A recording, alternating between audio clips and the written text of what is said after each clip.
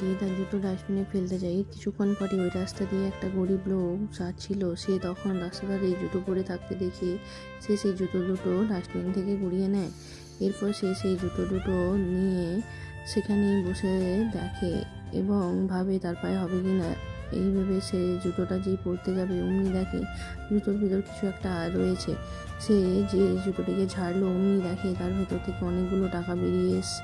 লোকটি ভাবলো যার জুতো আর টাকা সে নিশ্চয়ই খোঁজ করতে আসবে। এই ভেবে লোকটা টাকাটা গুছিয়ে রাখলো নিজের কাছে আর ডাস্টবিনের সামনে বসে রইল জুতোটা নিয়ে। কিছুক্ষণ পরে মহিলাটি এসে তার জুতোটা খোঁজাখুঁজি করছে।